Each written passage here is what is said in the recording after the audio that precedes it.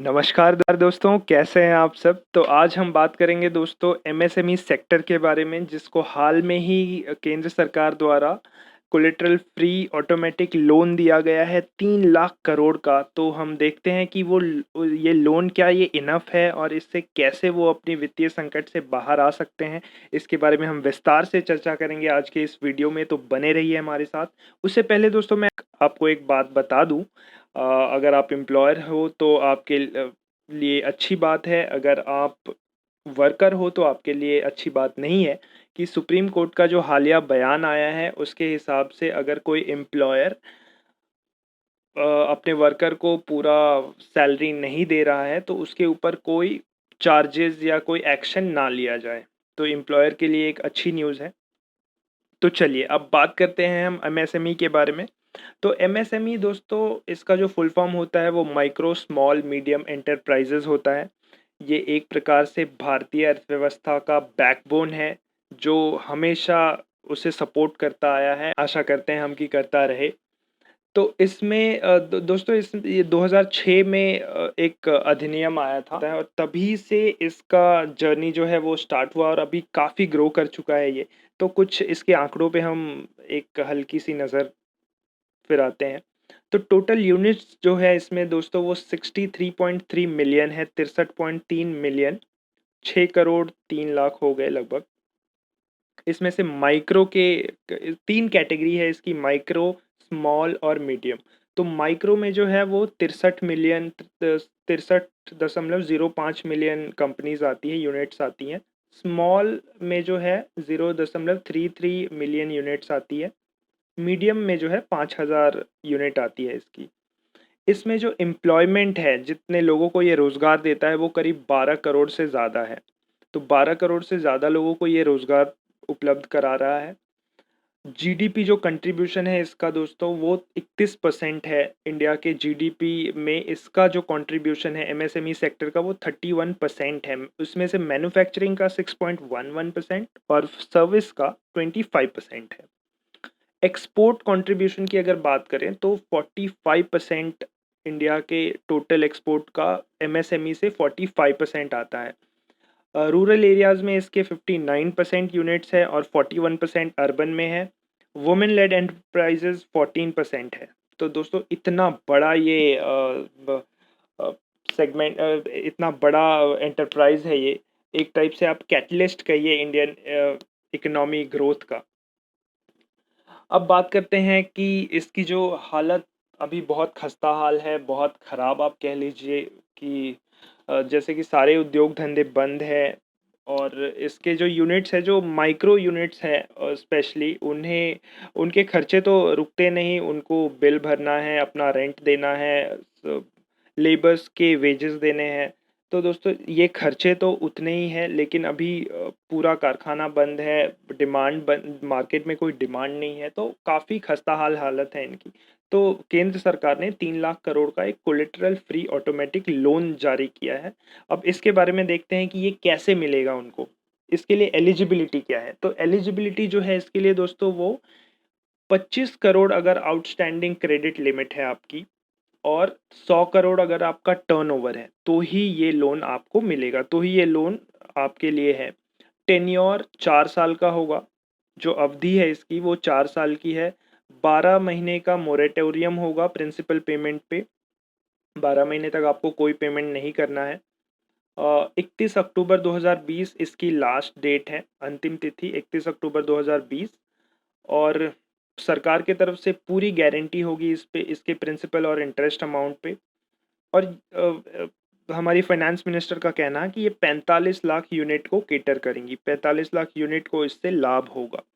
तो बाकी के जो हैं, जो 6 करोड़ 30 लाख अगर इसमें से निकाल दें तो बाकी के 5 करोड़ 90 लाख है, उनका क्या होगा उनके बारे में नहीं बताया गया है। अब आगे देखते हैं दोस्तों, एक 50,000 करोड़ का इक्विटी इन्फ्यूजन किया गया है। ये फंड ऑफ फंड्स के थ्रू किया जाएगा और स्टार्टिंग कॉर्पस 10,000 करोड़ से होगा। ये स्पेशली उन एमएसएमईज के लिए है जो अच्छा कर रहे हैं और अपने व्यापार को और बढ़ाना और फैलाना चाहते हैं। उनके लिए इसकी इक्विटी इन्फ्यूज़न की व्यवस्था की गई है और ये एमएसएमईज़ को अर्ज भी करेंगे कि वो स्टॉक एक्सचेंज में लिस्ट हों। अब एक दूसरा 20,000 करोड़ का सबऑर्डिनेट डेट का प्रावधान किया गया है दोस्तों। ये स्पेशली उन एमएसएमईज़ के लिए किया गया है जो ऑलरेडी बहुत स्ट्रेस्ड हैं और जिन पे एनपीए बढ़ गया है। ऐसे एमएसएमईज़ के लिए ये 20,000 करोड़ का सबऑर्डिनेट डेट का प्रावधान किया गया है। उनके वित्त मंत्री के हिसाब से ये 2 लाख यूनिट्स को कैटर करेंगे। अब दोस्तों एक 4,000 करोड़ का सीजीटीएमएसई, जिसका फुल फॉर्म होता है credit guarantee fund trust for micro and small enterprise, उसमें दिया गया है। ये सुनिश्चित करेंगे, ये एक टाइप से गारंटी सपोर्ट होगा बैंक्स के लिए जो एमएसएमईज को लोन दे रहे हैं। एक और बात उन्होंने दोस्तों ये कही कि 200 करोड़ से अब 200 करोड़ तक के टेंडर में ग्लोबल टेंडर नहीं होगा। मतलब ग्लोबल कोई पार्टिसिपेट नहीं कर सकता अगर कोई टेंडर गवर्नमेंट प्रोक्योरमेंट का है और वो 200 करोड़ तक है, तो उसमें ग्लोबल टेंडर का कोई हाथ नहीं रहेगा, वो उसमें पार्टिसिपेट नहीं कर सकते। अब दोस्तों हम एमएसएमई का डेफिनेशन समझते हैं। इसके साथ ही जो डेफिनेशन है उसे अब चेंज कर दिया गया है। अब जो पहले था और अब था वो हम देखते हैं कि एग्जिस्टिंग और रिवाइज्ड क्या था। तो जो दोस्तों जो पहले था अ, वो क्राइटेरिया इन्वेस्टमेंट और मशीनरी इक्विपमेंट के कॉस्ट के ऊपर था। तो 2 सेक्टर हैं, मैन्युफैक्चरिंग एंटरप्राइज़ और सर्विस एंटरप्राइज़। तो मैन्युफैक्चरिंग एंटरप्राइज़ में माइक्रो उन्हें कहा जाता है जिसका इन्वेस्टमेंट 25 लाख से कम हो। अगर 5 करोड़ से कम इन्वेस्टमेंट है तो उसे स्मॉल कहा जाएगा और अगर 10 करोड़ से कम इन्वेस्टमेंट है तो उसे मीडियम कहा जाएगा। अब सर्विस एंटरप्राइज़ में दोस्तों माइक्रो उसे कहा जाएगा जिसमें इन्वेस्टमेंट 10 लाख से कम है, स्मॉल उसे कहा जाएगा जिसमें इन्वेस्टमेंट 2 करोड़ से कम है और मीडियम उसे कहा जाएगा जिसमें इन्वेस्टमेंट 5 करोड़ से कम है। ये हो गया एग्जिस्टिंग मॉडल। अब रिवाइज्ड में जो है इन्वेस्टमेंट और एनुअल टर्नओवर के हिसाब से इसे बाइफरकेट किया गया है, इसे अलग-अलग किया गया है। तो हम देखते हैं मैन्युफैक्चरिंग और सर्विस एंटरप्राइज़ दोनों के लिए सेम है रिवाइज्ड में। तो माइक्रो यूनिट्स उसे कहा जाएगा जिसका इन्वेस्टमेंट 1 करोड़ हो और टर्नओवर 5 करोड़ तक हो। स्मॉल यूनिट उसे कहा जाएगा जिसका इन्वेस्टमेंट 10 करोड़ हो और टर्नओवर 50 करोड़ तक हो। मीडियम यूनिट्स उसे कहा जाएगा जिसका इन्वेस्टमेंट 20 करोड़ हो और टर्नओवर 100 करोड़ हो। तो दोस्तों ये था एमएसएमई का डेफिनेशन एग्जिस्टिंग और रिवाइज्ड। इसके अलावा दोस्तों एमएसएमईज को ई मार्केट से भी लिंक किया जाएगा, तो ये भी एक चीज़ बताई गई थी। तो दोस्तों एक ईटी की एक रिपोर्ट कहती है कि एमएसएमईज़ के ऊपर बैंकों का ऑलरेडी बहुत सारा आउटस्टैंडिंग अमाउंट है, जैसे 17 लाख करोड़ से ऊपर का आउटस्टैंडिंग अमाउंट है और 3 लाख करोड़ और अगर उन्हें दिया जाए और बैंक ही देंगे और वो दिया जाए तो रफली 17% होगा ये और वो एक छोटा अमाउंट नहीं होगा। तो इसके अलावा एक रिसेंटली गडकरी जी का एक बयान आया था जिसमें उन्होंने कहा था कि एमएसएमईज़ का सेंट्रल, स्टेट गवर्नमेंट और प्राइवेट सेक्टर के ऊपर करीब 5 लाख करोड़ का बकाया है।